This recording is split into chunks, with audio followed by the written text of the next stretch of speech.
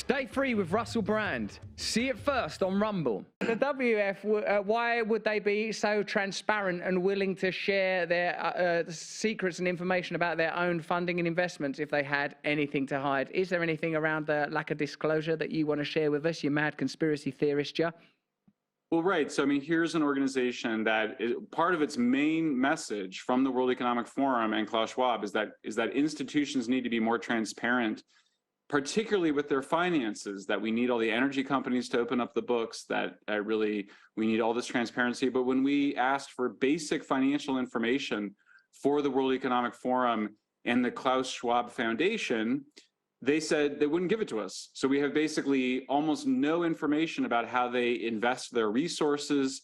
We know that the partnerships now cost up almost $1 million, up to $1 million each, just to, and that they made very clear that doesn't necessarily get you on stage, which I'm assuming is something everybody would want for that money.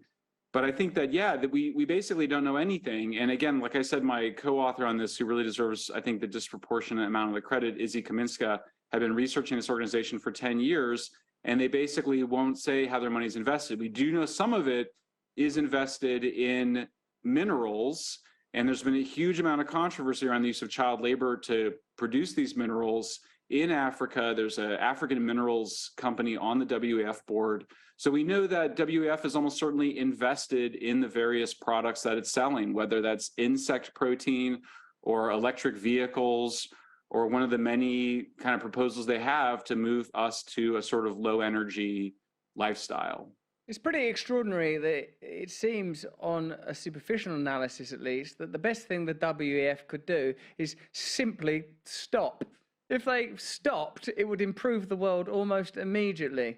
Like the idea, what we're told about in a lot of the kind of propaganda that we receive about the WEF is that they just chose Switzerland by accident. They just chose it. It's just, oh, it's because it's nice and it's snowing and everyone can go skiing. But when you find out that Swiss authorities require minimal disclosure about anything financial, you kind of think, no, I think there might be another reason why they chose that.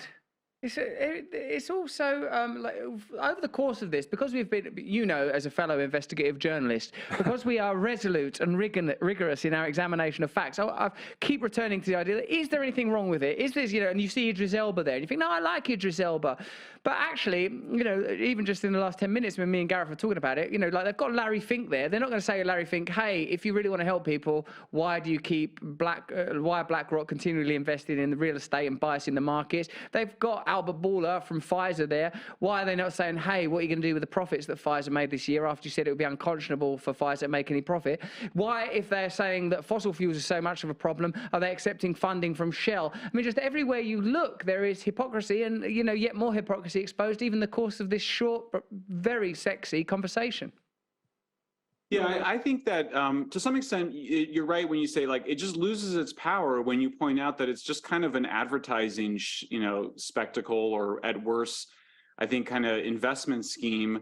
I mean, one of the people that didn't want to use their name, but is somebody that had been very close with WEF and close with Schwab over a period of years, said that he called it a bit of a Ponzi scheme, where investors come in and they kind of get early in on something, and then they go sell it to the pension fund holders of Ontario or Florida or whatever. And they then end up owning stocks that really lose a lot of their value and don't have a really good underlying basis to really exist. And so we've seen that in some cases. You go insect protein, you know, it's kind of dumb, probably not companies that are going to succeed because it's just a disgusting product.